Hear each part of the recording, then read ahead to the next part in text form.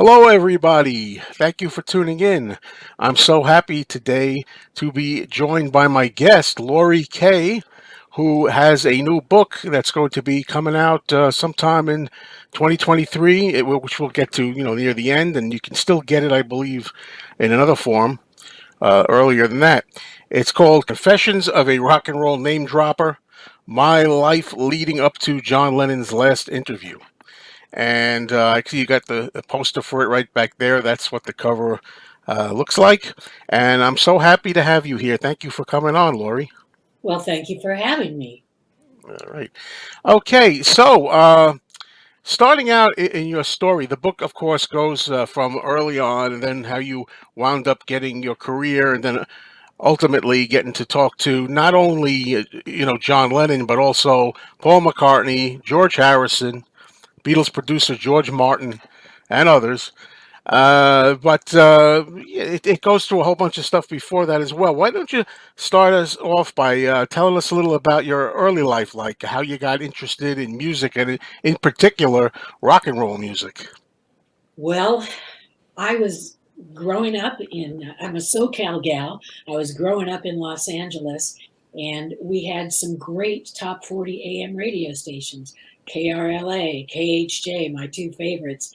And I would listen to them and I would hear everybody, from the Beach Boys to eventually the Beatles. It was amazing. And so I loved music right from the start. And also because I was basically raised in a dysfunctional and abusive family going forward.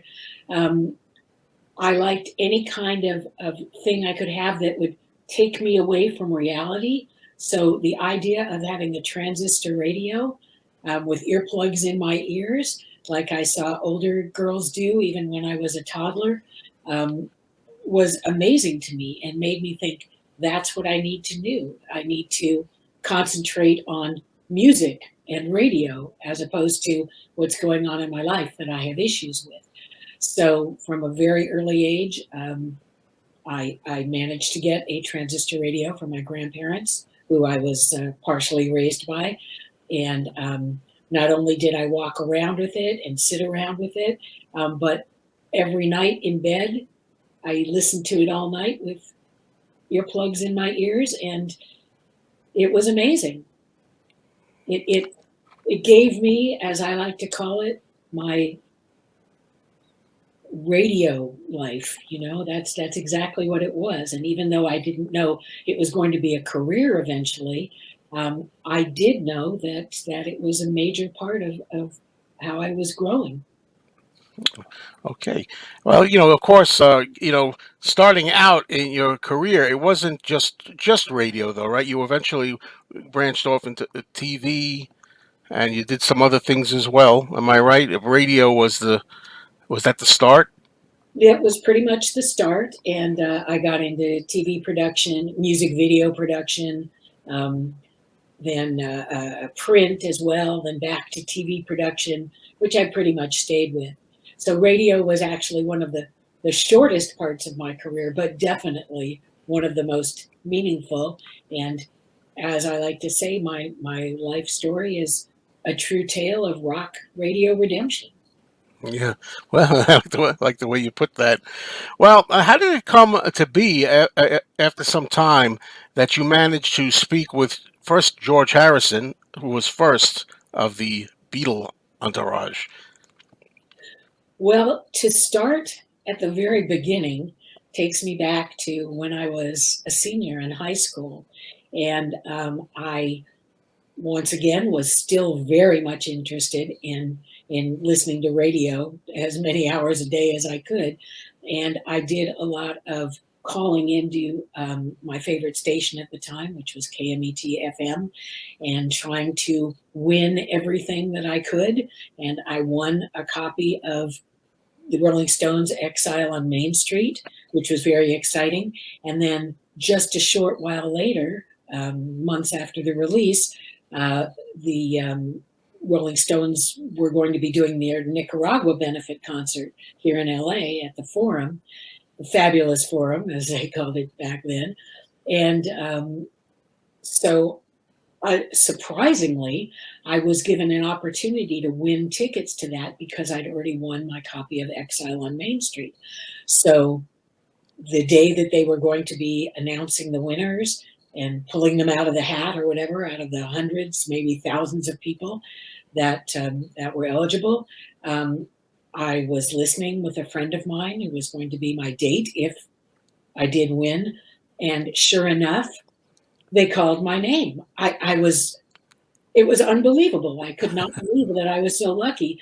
And we went to pick up the tickets at the station because the show was at night.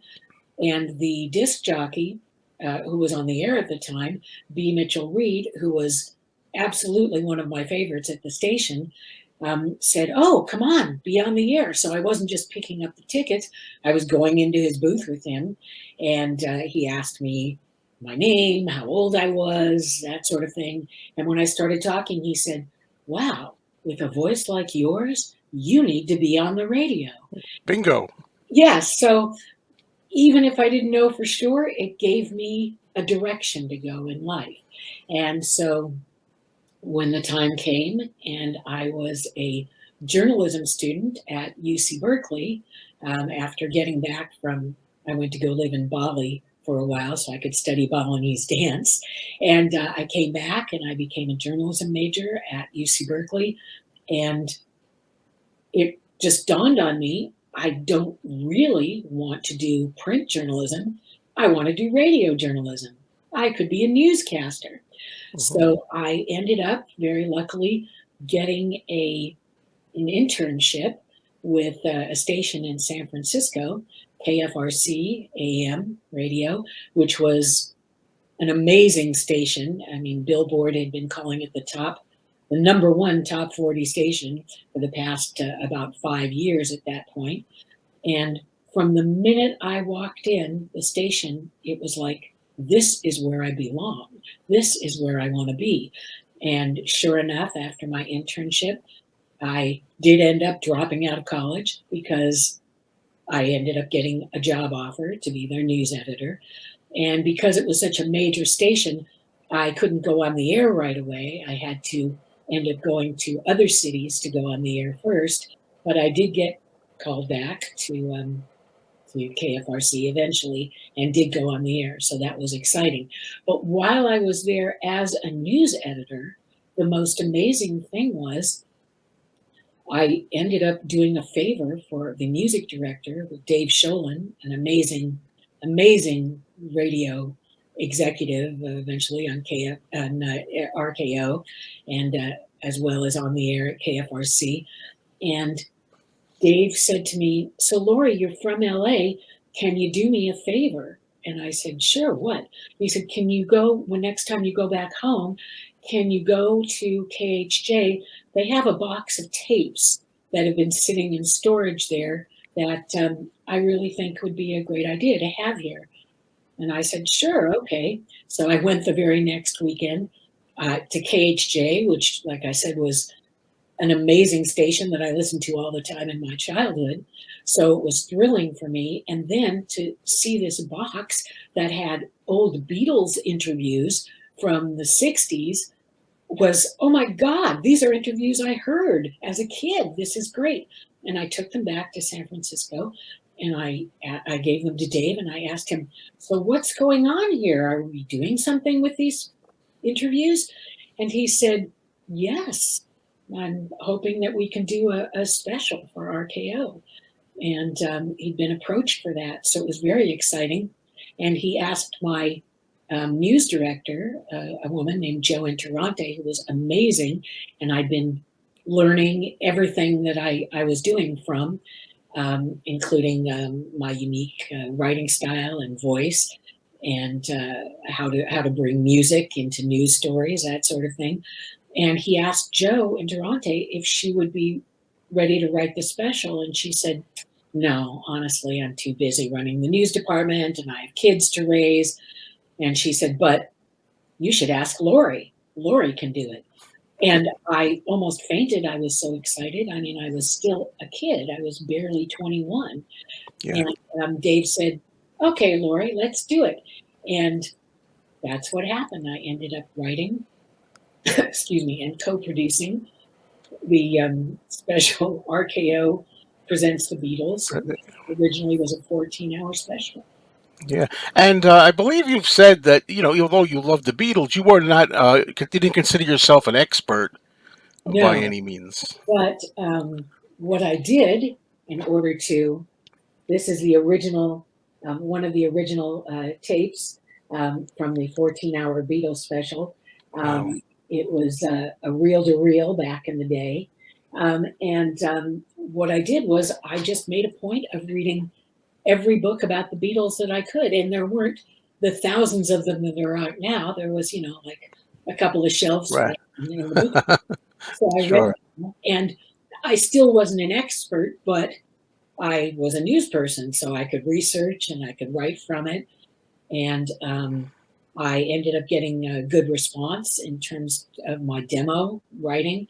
So we continued, and months going forward, we did the Beatles special. It was released, as I said, to the RKO stations on reel to reel, 14 hours. The stations generally played an hour a night for 2 weeks. Some of them played 2 hours a night. But after that, we expanded it to 15 hours and then eventually 17 hours because it was syndicated.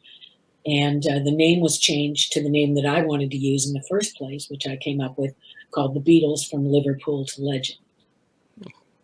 Okay, and you did get to see the Beatles too in I did. concert. It was amazing. In 1966, a friend of mine, a girlfriend in elementary school, had a birthday party and invited, I think it was 4 or 5 of us, to go with her and her mother to see the Beatles at Dodger Stadium, which sadly turned out to be their, I believe, second to last concert that they played. But it was so very exciting, and it was full of screaming and jumping up and down, and not as much music was heard as screaming, but it was still amazing and something I think back on all the time. So the old cliche was true for you too. I got to see them, but really couldn't hear anything. But it was exciting. It absolutely, absolutely. Yeah. Okay. Now, how does it come that around, I believe, 1978 is when you got to talk to George, I believe, by phone? Well, yes, what happened was after the Beatles special was released late in 1977, I was so very excited about it. And not only that, but what I really wanted to do was be on the air. And I couldn't go right on the air at KFRC because they were such a big station. So the program director at the station, a guy named Les Garland, who's really wonderful and ended up going on to MTV a couple of years, several years later, said to me, well, Laurie, we can get you a job at another station or two. And when you've had experience, then I can bring you back to KFRC. So I said, okay, sure. What do you think? And he said, well, I can get you a job at WOW in Omaha. And I said, Omaha, Nebraska? I mean, the idea of even going to the Midwest scared me to death. The weather, everything.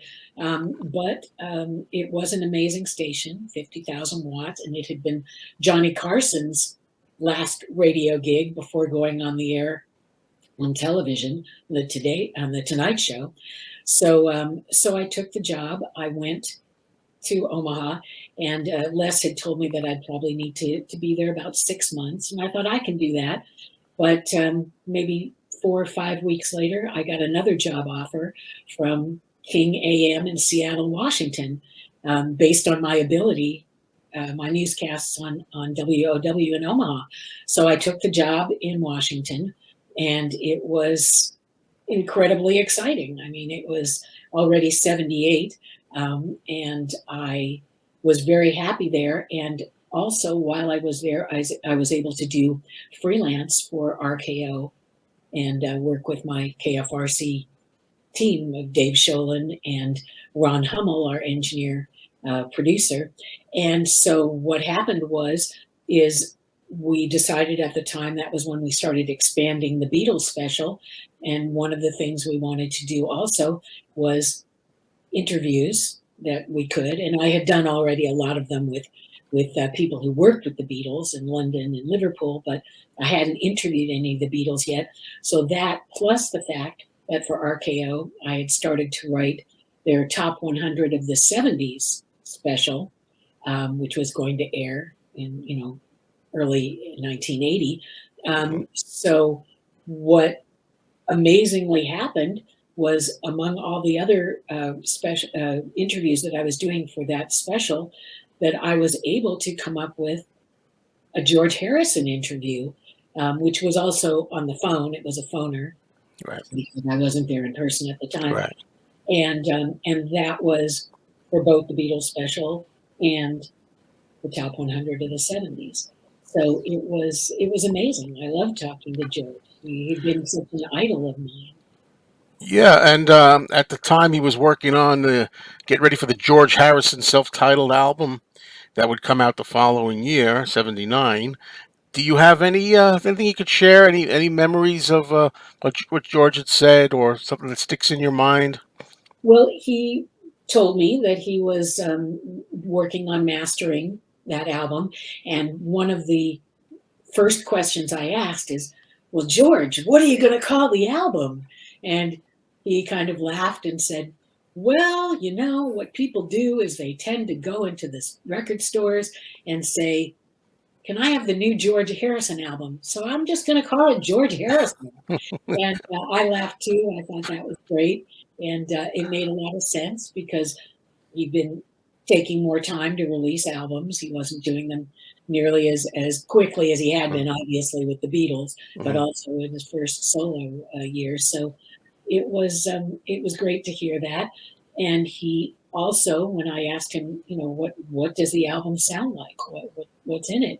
And he said, well, it's a lot more melodic, I think, than my previous albums, and optimistic as well, which Mhm. also very much intrigued me.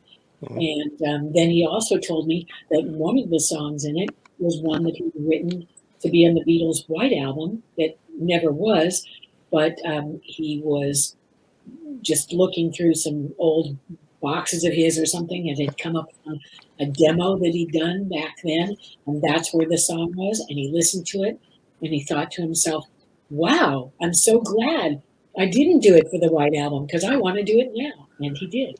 Yeah, that was the song "Not Guilty" that was wound up on the album, and he was very much into the gardening thing then, and doing things like that. I believe around He, that time.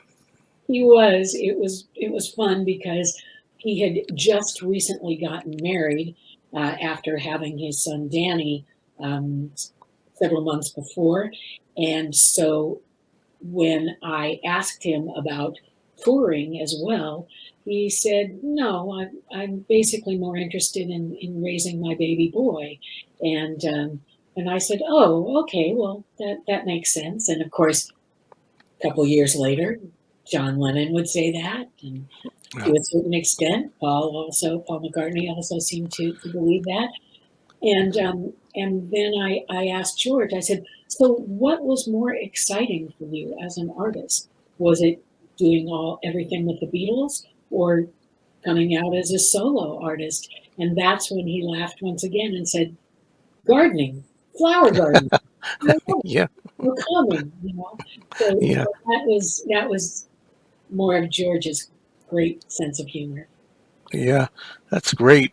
And you mentioned at the end there, you brought up Sir Paul McCartney, who in 1979 you got to talk to in person along with his wife Linda, and it was a Wings really thing, right? I mean, because 1979 was Back to the Egg, the album, and Yes. could you share with us your Paul McCartney experience? Well, it was designed to be an interview on the latest lineup of Wings, which was the last lineup and the last album, Back to the Egg, as you mentioned. And the thing is I was still on the air doing news in Seattle, and just kind of California dreaming, just still thinking, gee, isn't it time to get back to California, San Francisco. I want to be on the air at KFRC. And I had stayed longer than I thought I would at Seattle because I was enjoying it and the people I was meeting and the station I was working at. But still, I just wanted to get back. So as I was thinking about that, it was like all of a sudden, out of the blue, Dave Sholin called me and said, "So, Laurie, I think we're going to be going to London to interview Paul McCartney. Are you interested? Do you want to come?" And I said, yes. And within 2 days, You had to think about it, right? I basically, No, I don't think. yeah, thought about it for 5 seconds, Yeah. um, and went back and immediately started preparing for the interview, and which was about to take place in June of '79, and it was going to be Dave Sholin and me and Ron Hummel, our engineer producer, and he Paul McCartney was just an amazing interview, and so was Linda, his lovely wife, and even the rest of the band, the two new guys in Wings were great, and Denny Lane, who'd been with them since the Wow. beginning, was wonderful, and primarily it was a Paul and Linda interview, though. They did the bulk of the question answering, and that's who we directed our questions at for the most part, to be honest. But it was great, and after finding out that George Harrison had this amazing sense of humor, I really wasn't surprised to see that Paul McCartney and Linda both did. They were so funny, and basically it was like they liked us right from the beginning. We walked in, Dave and Ron and I, and we brought them a giant bottle of scotch of Paul's favorite booze. So All it right. was like right from the beginning, it was like, wow, they were into to hanging out with us and being friendly, and that was a lot of fun. Okay. And I know Linda was really, part, in addition to being, his wife and big part of his life, she was pretty much could be humorous too and offer a lot of stuff in the conversations whenever there would be an interview. And she's was a little bit more down to earth, I think, in a lot of ways. Did you find that? She was she was very, very funny, and she was very good at promoting Paul's sense of humor as well. And for example, right after we walked in, when she said, "Oh, Laurie, I'm so glad to meet you. And where are you from?" And I told her Los Angeles, and she was, "Laurie from LA," like it was the most amazing thing. And she started singing to me, and then Paul started singing to me, "Hello, Laurie," and it was awesome because all of a sudden I was that kid back in Dodger Stadium in 1966, but this time Paul was singing to me, and Yeah. and Linda was too, and joking and doing everything from talking about producing songs and everything to smoking pot, which shortly after he'd been arrested in Japan for Yeah. bringing marijuana in. It was just for personal use, but still, it ended his tour there. And stopped them from playing any of his music in Japan. Um, but um, but it was fine in his office in London, so which is where we were. So not only was Linda rolling joints and putting them in a shoebox at the time, but Paul was taking them out and passing them around and smoking them, not just with his all of his band members, but with John and Ron, excuse me, Dave and Ron and me as well. So it was amazing. You had an experience there. You actually got to share a joint, or so to speak, with Paul, Absolutely. more or less. Okay, and also, I know Chris Thomas was the producer on that record. Paul had been used, I think, to producing them himself most of the time. Right. Paul was the producer for all the other Wings albums. But he brought in Chris Thomas to produce with him on this one. And he and Linda and Denny Lane had nice things to say about Chris and how accommodating he was, and just recognizing that what needed to be done, which brought me out to ask the question that I had come up with Paul. I said, so Paul, how do you avoid the pitfalls of overproduction? And Paul thought this was a great joke and kept bringing it up, sense of humor, throughout the interview. And afterwards, even after the interview was over, it was like he was going to remember me as the one who asked him about the pitfalls of overproduction. Yeah. And the way he answered it was to say that, well, you don't. Sometimes you overproduce, and Denny agreed with him, and sometimes you underproduce, and sometimes you get it just right. So that was an interesting thing to hear from him. Wow. Yeah. Oh, that's very nice. Well, you're lucky so far. And then I guess we'll go to the date of December 8th, 1980. I forgot to say at the top of the hour. This was the interview of RKO radio interview. That Laurie was part of was sadly John's very last interview, done just hours before he was killed. December 8th, 1980. I know you have mixed feelings about that. Before we get into it, I mean, I just wanted to say a little bit about that date. That December 8th, 1980 was my mom's 40th birthday. Oh, On that day. I was 18 years old, a rabid John Lennon fanatic at the time. I really got into John Lennon as a man, and in addition to his music and solo career, around the time he was retired. And there's nothing I wanted more than for John to go back and make a record again. And it was so fantastic to hear that he was back recording in the summer of 1980, and then being able to actually buy Double Fantasy. The first time that I got to actually experience buying a new Lennon album, as a fan. So that was exciting for me. I was living on Long Island in New York at the time, and one of my big regrets is that I never made more of an effort to meet John. It was very close by. I mean, a train ride away, maybe 45 minutes, an hour, maybe something like that. But at the time, at that age, I just wasn't used to going into Manhattan on my own. So that wasn't to be. But uh, you got the lucky opportunity to be able to talk to John and Yoko. And if you could start by telling us how that came to be, and then the protocol that was involved. There's a certain protocol involved when you're doing an interview with John and Yoko. well, first I want to tell you that I couldn't agree more about your excitement about John coming out with music, and especially with Yoko too, after 5 years of nothing, basically, because I had been a fan of not just the Beatles, but of his solo work as well. Imagine, possibly my favorite album in the whole world.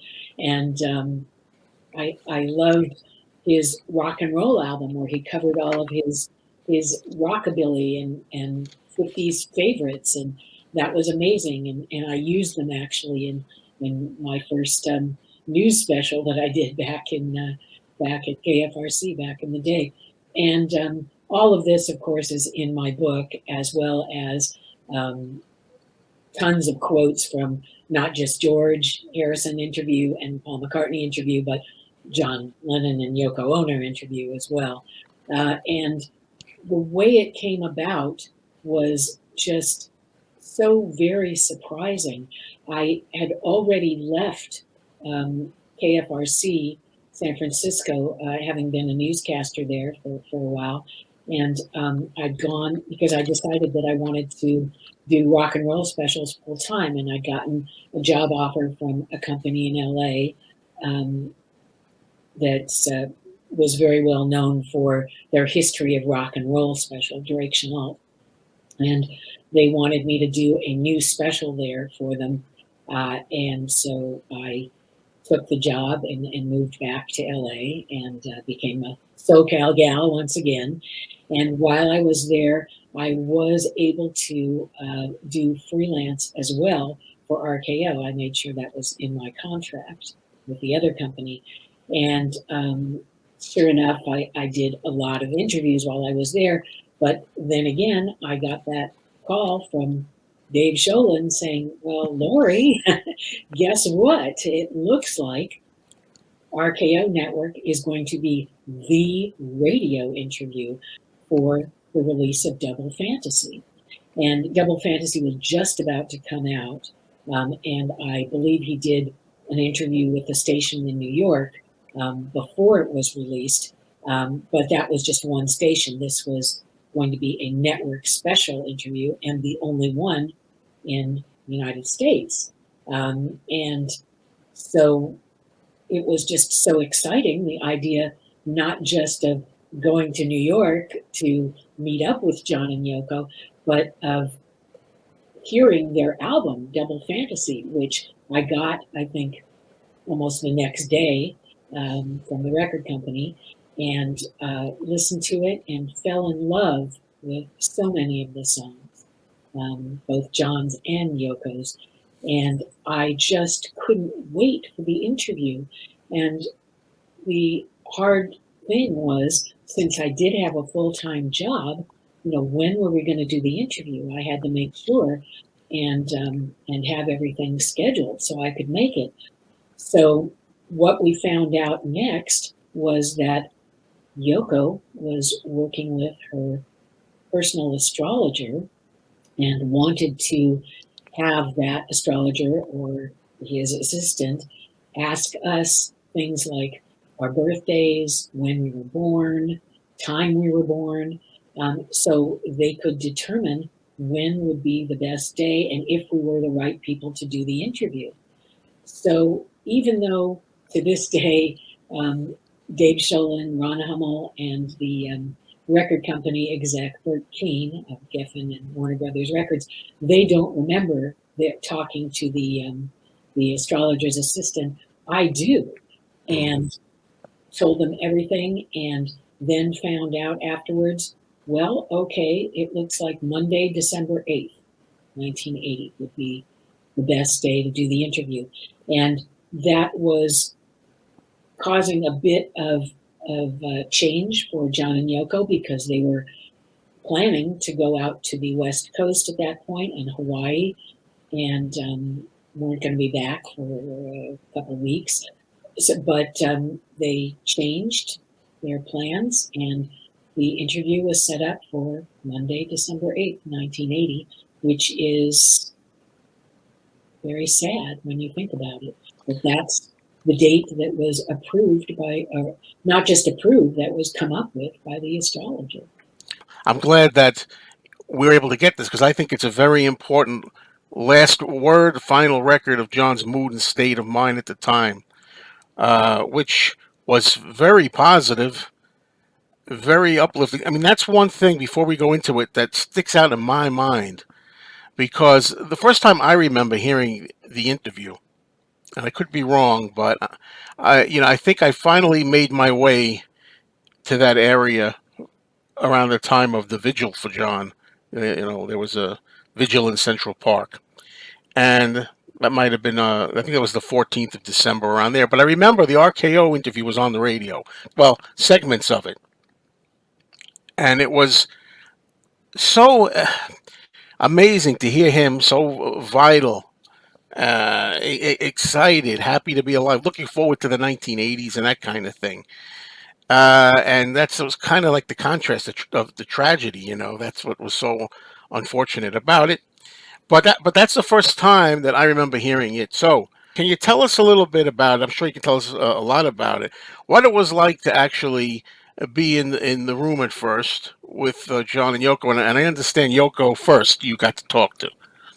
Yes, and I would like to say also that the entire RKO interview did not air. What it Right. was originally because Double Fantasy was an album of a love dialogue, basically, between John and Yoko that they had aimed at all other men and women in relationships.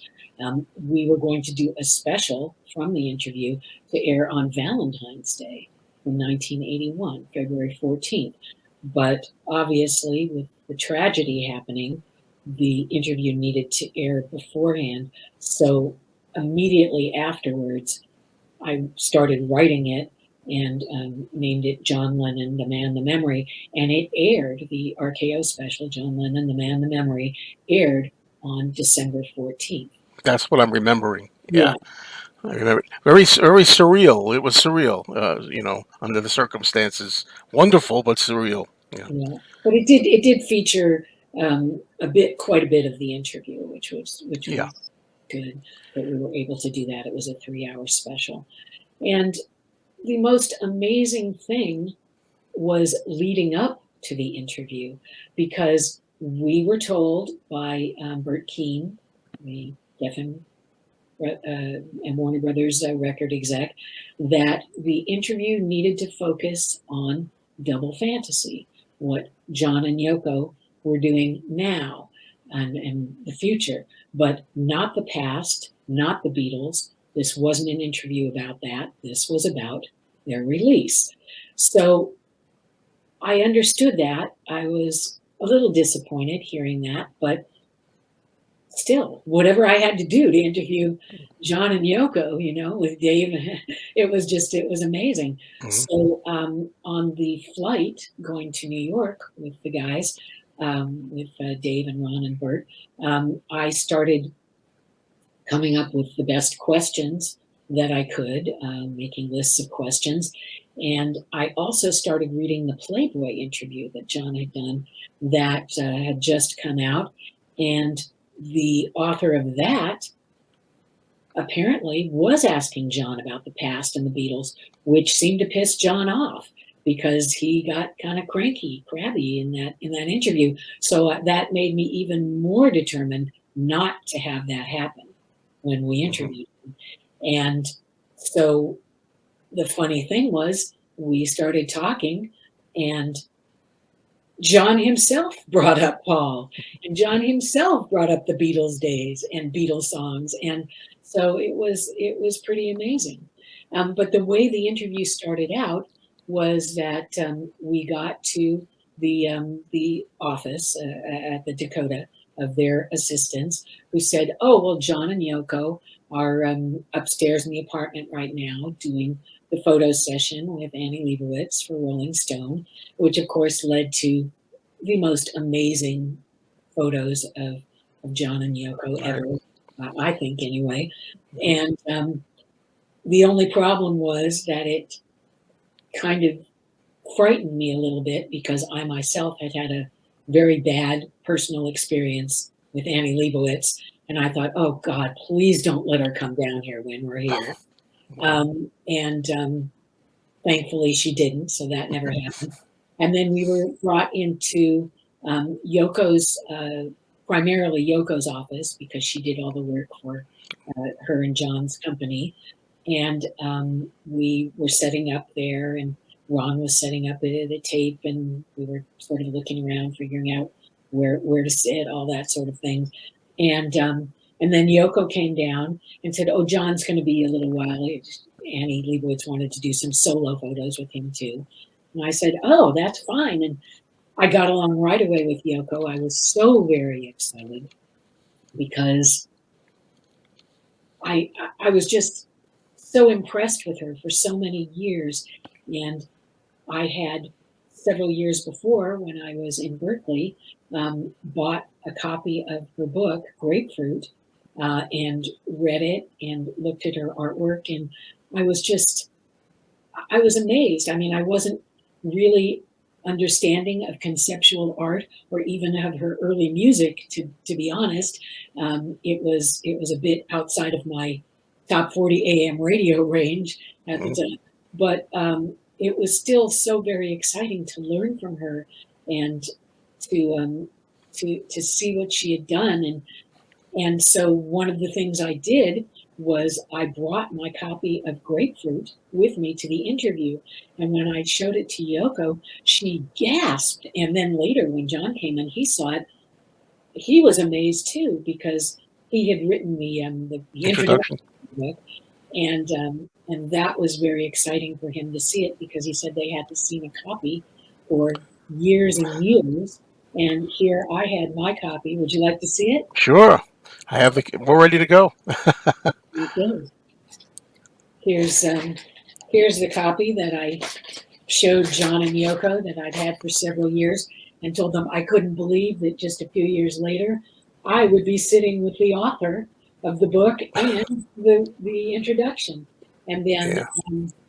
later, towards the end of the interview, when they were doing autographs, Yoko said, "Can I autograph Grapefruit?" And I said, "Yes, please." And John said, "Can I autograph it too?" And I said, "Oh my God, yes, please."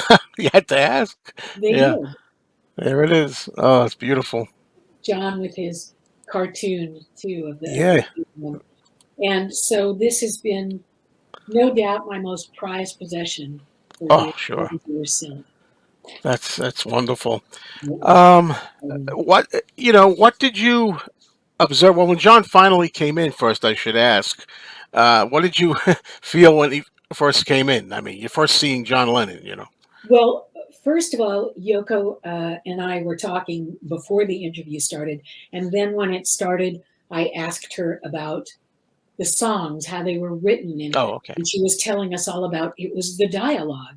It was John had come up with, the first song when he was in Bermuda with Sean, and Yoko was still working in the office in New York at the time, and she said that it was so impressive, and within 2 hours she had come up with a song to sing back to him, and that went back and forth and back and forth, and eventually they came up with 22 songs that they ended up recording.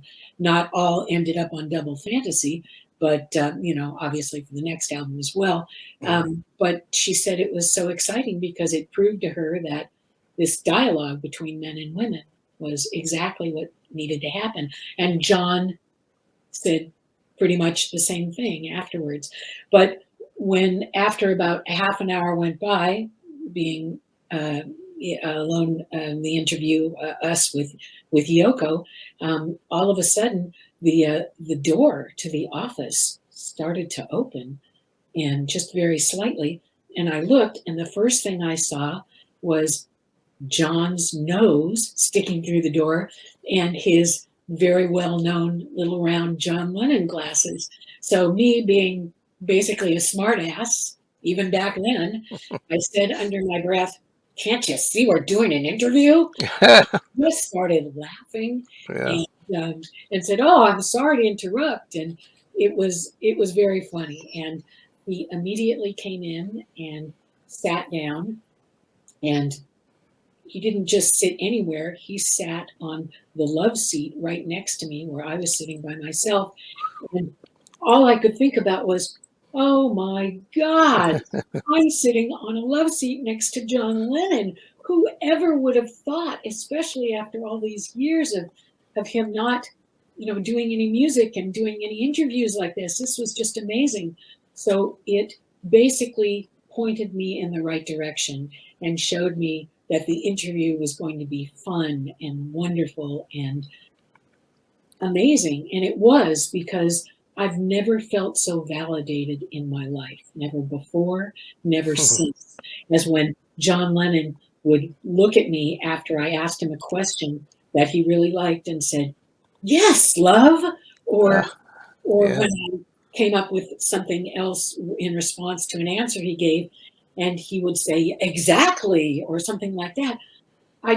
I felt like the human being that had never been complimented or validated before, and now I was, and it was amazing. Now that's something to have John Lennon validate you and agree with you on things. That's got to be good. Absolutely. It was so unexpected, because in a way I thought that he would be um, looking at me as, oh, she's just a fangirl. Oh, she's just asking typical questions. But I I made a point of bringing up things that I knew he would be interested in talking about, and it all worked out. So happy to Yeah. say. And of course, there were a lot of different subjects. In addition, again, mentioning Paul a bit, and little politics there, here and there, and of course his adoration for Sean, which came through. And what did you observe personally? What did you feel about the relationship at that point between John and Yoko? Well, from the minute he walked in, it was so obvious that the relation was deep, beautiful love. And this was way before in the interview that he even talked about the lost weekend, his 18 months in LA, separated from her, as being the worst time in his entire life, and how miserable he was, and how he realized he couldn't exist without Yoko. He needed her in her life. And that was unexpected for him to that extent, but he realized it. And that's the reason that he tried to come back to her. And she told the story about, yes, he did, but she wasn't into it at the time. She needed more time to think about what was going on. And so it wasn't for a while that he came back, and he was able to come back. And then the two of them, it was amazing. It was, they got Yoko pregnant and had Sean, and John said, "Wow, we're like twins. Sean was born on my birthday, October 9th." And it was just so amazing. And to hear him talk about Sean was amazing too, even though I wasn't in a relationship myself at the time, and certainly didn't have any children. Um, our record company exec, Bert, did. So he asked John specifically right off the top, tell us about your days with Sean. How do you spend your day? What's a typical day like? And Sean, wasn't there, but John almost acted like he was, talking about how much he loved him and how much he liked um, making sure that he watched the right things on TV and didn't watch commercials that tried to get him to eat sugar and cheeseburgers and nothing else. And because he was very much into healthy diets, thanks to Yoko.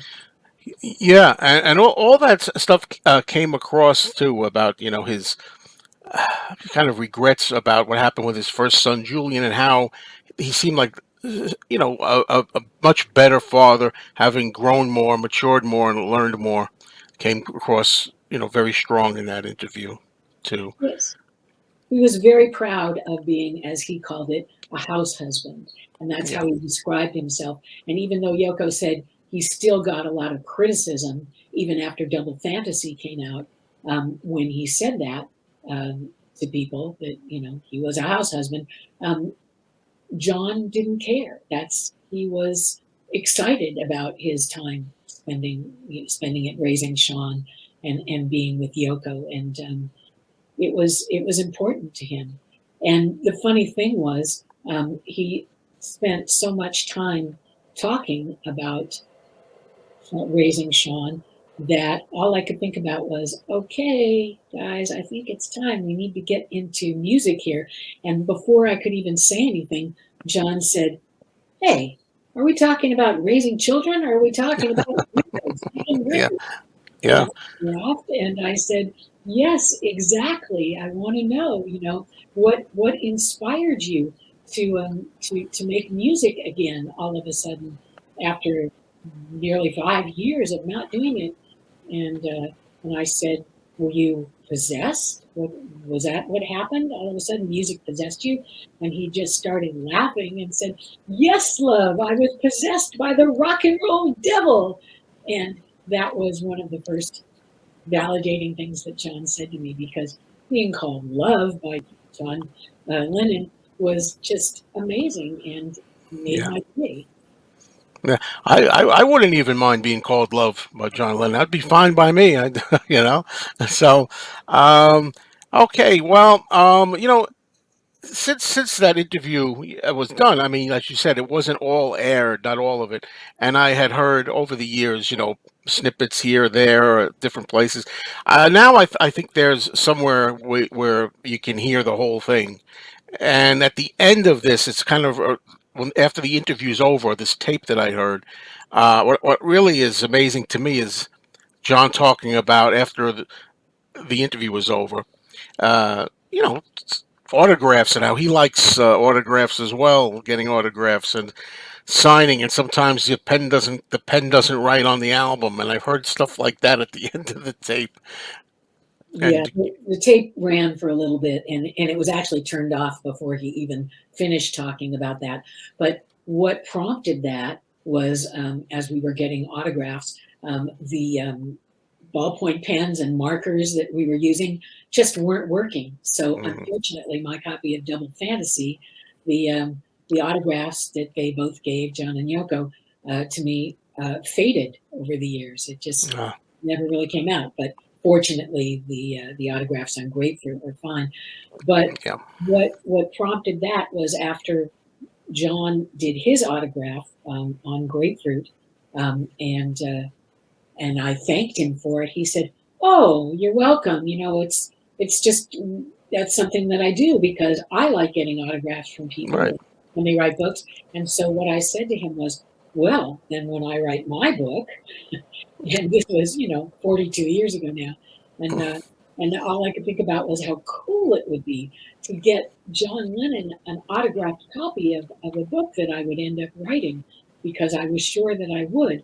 But of course, after the tragedy happened, I had so much guilt and so much pain and horror, and it took me many, many, many years to come out with my book, which I just started writing basically when the pandemic started.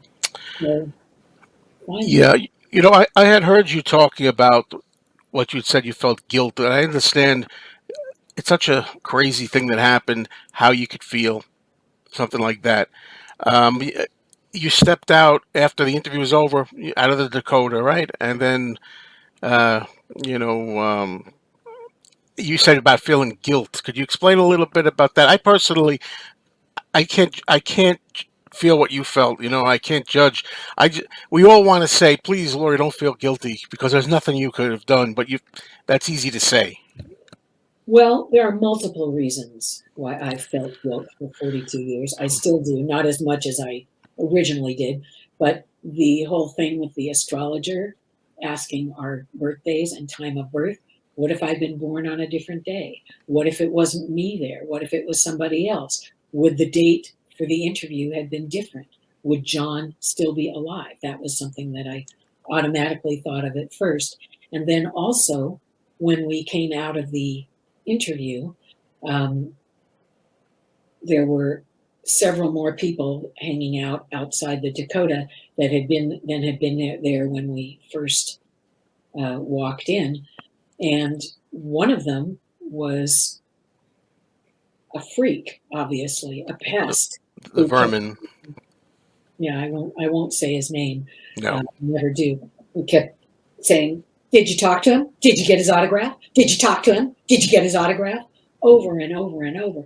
And this was after even he did this again when John and Yoko got in the limo with Dave and Ron and Bert because they were all going to the airport, and John and Yoko needed a ride to the recording studio, and I was staying in New York overnight to hang out with a good friend of mine, but they were all leaving, so they gave them a ride to the studio on their way to the airport. So the minute the limo drove off and we all said goodbye, and I said, "See you in a couple of weeks," because we'd made plans with John and Yoko to have dinner in San Francisco when they were going to be traveling out there in just a couple of weeks. Um, the minute the limo drove off, this freaky, creepy guy just practically came up and stepped on my toes, saying, "Did you talk to him? Did you get his autograph?" All over again, over and over. And as I walked away, because I was going to go meet my friend at his office, he began to follow me. And finally, I turned around and gave him a dirty look and said, "I'm leaving now. Go." And he did turn away, and I walked away really quickly. But the thing was, the guilt that I felt was, why didn't I go to the security guard at the Dakota and say, this guy is frightening. This guy is a freak. Mm. Why didn't I look closer at him? Maybe I would have seen that he had a gun in the pocket of his coat. I can't blame myself for John Lennon not being with us anymore, but I did feel guilty because I did, because that's me, basically. Yeah, you could tell something was weird, but of course it's easy in hindsight. Of course, I'm sure I'm not the first person to suggest. It's easy for me to say, "Duh, you could not have known," but I understand your feelings. So, Because I was so sad, and when I did find out that John had been shot, even before I knew he was killed, I was still so sad and upset that that was the first thing I thought of, was like, oh my God, I bet it's that guy. And mm, I found out that it was. And the mm, way I found out was that my friend and I, that I was meeting up with in New York, had gone out to dinner. And when we came back, we went to back to his apartment. And as he was opening the door to his apartment, unlocking it, I heard the radio on. And he said, oh, yeah, I left it on because I don't want anybody breaking into my apartment, so let them think I'm home. So he opens the door fully, and the first thing we heard was a bulletin, a news bulletin, saying John Lennon had been shot in front of the Dakota, coming back from the recording studio, and he's been taken to Roosevelt Hospital. So I immediately ran into the street, got a cab, and took it to Roosevelt Hospital. And the glass door in front of the hospital, I looked through, and there was Yoko holding on to, at the time, what I thought was a friend of hers. And I found out it was David Geffen. And she was sobbing hysterically. And I knew the minute I saw her do that, that John wasn't with us anymore. It would have been fatal. yeah, terrible tragedy. But I know you had a way of talking about this date, about it as far as your life. It was two things for you, right? The best Wh- and worst day of my life. Yeah, yeah, yeah. Understandable, understandable. Well, thank you. I still think it's such a good job that you did with the team RKO, and got so much out of John to really capture, as I said earlier, that moment of how he felt and how excited he was about life, and going on into the '80s, and he was mentioning even possibly touring again. For the first time, I should say, touring the first time as a solo act.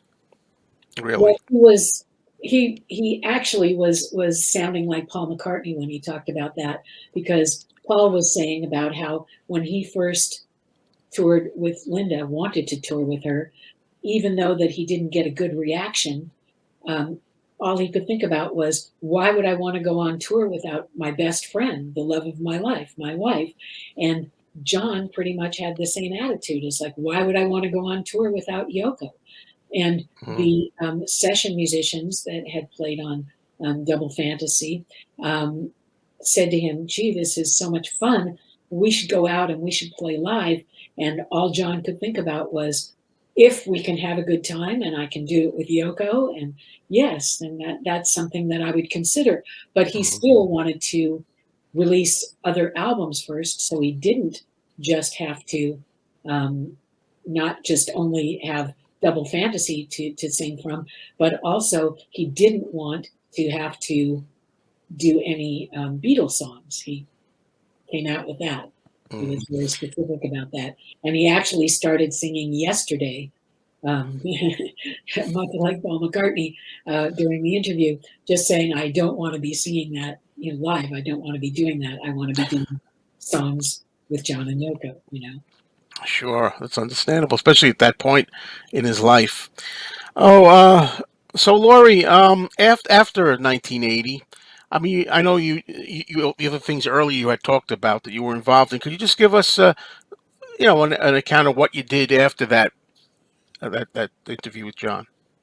Well, it was difficult, but I continued to do a number of musician interviews and write rock radio specials, although nothing just was as important to me anymore. I just didn't get as excited about it, even though they were musicians who were good interviews. I mean, everybody from Neil Diamond to, I also had a good interview with Barry Manilow, because John Lennon talked about Barry Manilow during the interview, mentioned him, as having certain type of music, and so I thought about that the whole time I was talking to him, and wrote the radio specials, and I just wasn't enjoying it as much, and I thought there's got to be something else for me to do, and I ended up taking a job with Dick Clark Productions, writing his weekly radio countdown show, which was a lot of fun. And it was so wonderful to work with Dick Clark. He was just an amazing man. So sad that he's not with us anymore. But he was great. And then he also asked me, because he liked my writing so much, to please ghostwrite his weekly syndicated newspaper column. So I said, yeah, sure. So that was wonderful, because I got to go to a lot of concerts and do a lot of interviews as though Dick Clark were doing it. So that was very exciting. And, it turned out that Dick actually remembered me from years before, when I was had just graduated high school, and I was part of a couple who were competing in a dance contest that he was shooting for a rock radio special, excuse me, a rock TV special that he was doing for ABC. And he and Chubby Checker were the ones who were deciding who was going to win the contest. There were a number of couples dancing, and my date and I won. And the date was an actor, and it turned out that he had probably been predicted to win by his agent and told that it would be good for us to win. But Dick did seem to think that we were the best dancers anyway, and he took pictures with us and Chubby Checker.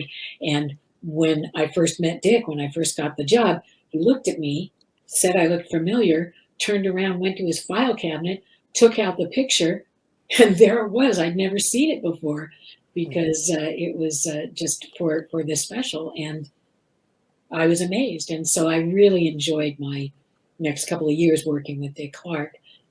Ended up leaving eventually to not just do more print special stories, like for interviews for Rock magazine, but also to go to New York and write a TV show for the USA Network called TV 2000, which was a video countdown show. So I did that for a while, and then ended up coming back and getting more into TV production, music video production.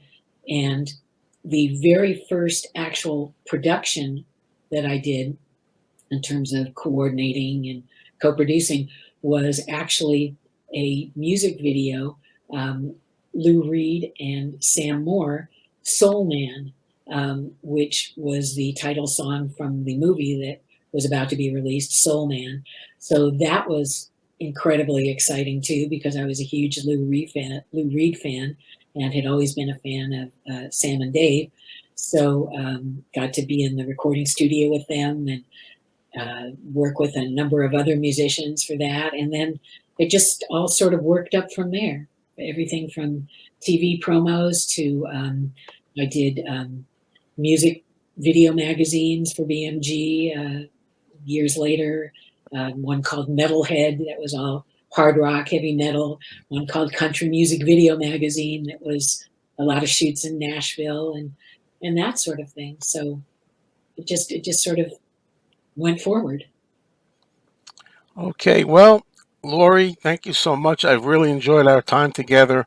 Thank you for the interviews, for Beatles fans who always enjoy, and I want to talk about the book a little bit again. Once more, it's called Confessions of a Rock and Roll Name Dropper: My Life Leading Up to John Lennon's Last Interview by Laurie Kaye.